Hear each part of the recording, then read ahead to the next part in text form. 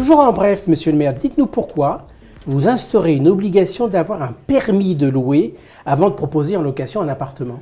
Alors, Pourquoi on ne le fait pas partout, hein. C'est la loi qui nous permet, et d'ailleurs c'est une bonne loi qui est passée, qui permet de lutter contre les marchands de sommeil. Donc ceux qui louent des caves, des greniers ou des tout petits appartements.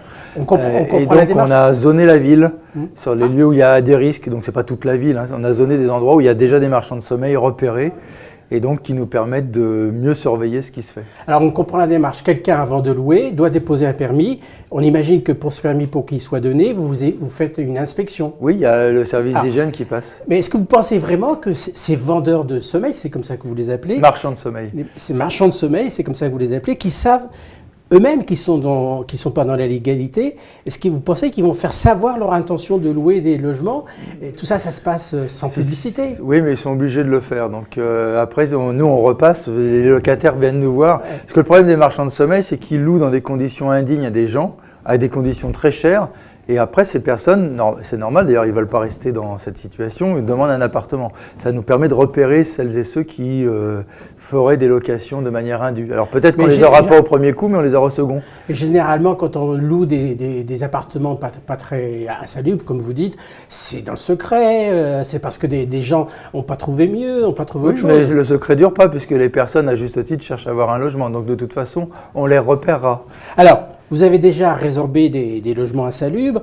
Alors, comment ça se passe? Est-ce que vous versez une compensation au propriétaire ou est-ce que vous mettez l'affaire en justice? Comment ça se passe? Il y a différentes façons. Soit parce qu'il peut y avoir des propriétaires de bonne foi, le logement devient insalubre par des inondations ou des choses de ce type. Donc, premièrement, les services d'hygiène passent, font des préconisations propriétaires de travaux et donc le propriétaire… À la charge du propriétaire. Tout est à la charge du propriétaire. Si le propriétaire ne le souhaite pas, après on rentre dans des procédures judiciaires où nous faisons les travaux à ses frais. Et nous sommes obligés de faire les travaux à ses frais. Et sinon, ensuite, on travaille sur de l'expropriation.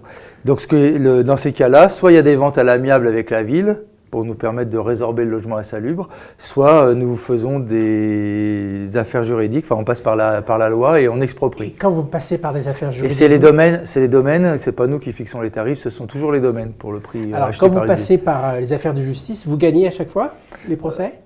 Quasiment tout le temps, oui, on a quasiment tout le temps gagné, oui. Alors quand vous résorbez un logement insalubre, que deviennent les locataires qui sont d'une certaine façon, vous en conviendrez, les victimes?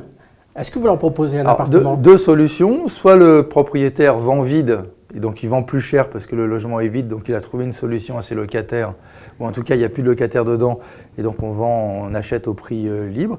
Si c'est occupé, donc c'est prévu dans la vente, et donc on reloge les personnes qui étaient dedans. Je dois dire que ces personnes, souvent… On loge où, excusez-moi? Dans le logement social, souvent, parce que tout ce qu'on dit sur le logement social, ceux qui sont des marchands de sommeil, c'est toujours le privé. Et les logements dégradés, c'est toujours du privé, jamais du logement social. Je voudrais me faire remarquer d'ailleurs que ça conduit à des situations assez injustes pour les personnes qui louent chez les marchands de sommeil. Parce que tant qu'elles n'ont pas… tant que le logement n'a pas été détruit ou racheté par la ville, nous ne relongeons pas ces personnes, ce qui peut les amener à des temps d'attente extrêmement longs. Oui. Mais ceci dit, on n'a pas d'autre solution, parce que si on reloge les personnes qui sont logées chez les marchands de sommeil, le marchand de sommeil refait venir une autre personne, lui c'est le jackpot financier pour lui, et pendant ce temps-là, on passe notre temps à reloger des gens, ça devient un puits sans fond. Donc on est obligé d'avoir ce type de politique, et je comprends que pour les gens ce soit très difficile à supporter. C'est pour ça qu'il y a besoin d'action aussi pour faire reculer les marchands de sommeil. Quel genre d'action? Parce que vous avez actions en justice. Murer des logements. Oui, des actions en justice à mener par les gens qui sont logés à des conditions financières trop élevées ou des conditions indignes parce que c'est insalubre. Donc on arrive à murer que quand on a racheté et quand on a réussi à gagner un procès.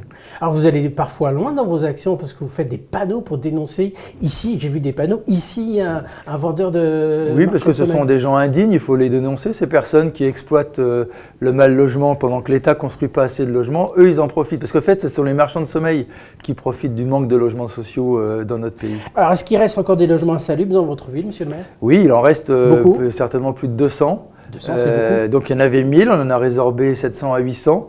Ce qu'il faut savoir, malheureusement, ce sont des choses qui ne sont pas stabilisées à vie, parce qu'il y a des copropriétés qui peuvent aller très bien et d'un seul coup devenir aussi des lieux d'habitation insalubres si ce n'est pas bien entretenu. Donc c'est un combat permanent, mais là on commence à avoir le goût. Expliquez-nous comment vous faites. Vous en repérez 1000 Et il y en a 800 qui sont travaillés, 7 à 800, il en reste 200. Ils n'ont pas été dénoncés d'un coup, les 1000? Non, parce que c'est dans le cadre de conventions avec l'État et on avance petit à petit. En plus, c'est long, ce sont des procédures, des fois, qui peuvent mettre 2, 3, 4 ans pour pouvoir résorber du logement insalubre. Mais je vous entends bien, les 1000 ont été repérés d'un coup. Non, vous les connaissez? non, c'est en fur et à mesure, c'est pas d'un coup. Donc les 1000, c'est une estimation. Oui, c'est une estimation. Alors, est-ce que vous êtes... j'ai cru comprendre que vous l'avez dit tout à l'heure, est-ce que vous n'êtes pas dans une bataille sans fin? Car il y a des propositions de logements insalubres, tant qu'il y a beaucoup plus de demandeurs de logements que de logements libres. Oui, alors c'est un combat sans fin, mais quand même qui s'est bien atténué. Enfin, c'est-à-dire qu'il y en a encore de trop, on va se dire, pour les personnes qui vivent dedans. Mais à Gennevilliers, il y a quand même moins de logements insalubres aujourd'hui qu'il y a 10 ans ou 20 ans grâce à ce qu'ont fait les équipes municipales précédentes. Alors, le permis de louer concerne aussi les propriétaires qui souhaitent louer des pièces normales, pas du tout insalubres, pour des étudiants par exemple. Est-ce qu'avec ce permis de louer, vous ne rendez pas les démarches un peu plus lourdes avec un papier administratif supplémentaire? Non, parce que je vous l'ai dit, nous avons ciblé des endroits dans Gennevilliers. Et même dans ces endroits, il y a des tronçons de rue. Oui, mais c'est pas... sont exemples, par exemple, les bailleurs sociaux, ils n'ont pas de permis loué à avoir. Et donc, on a vraiment ciblé sur des endroits précis où il y a des problèmes. On arrête là. À la semaine prochaine, toujours en bref, monsieur le maire.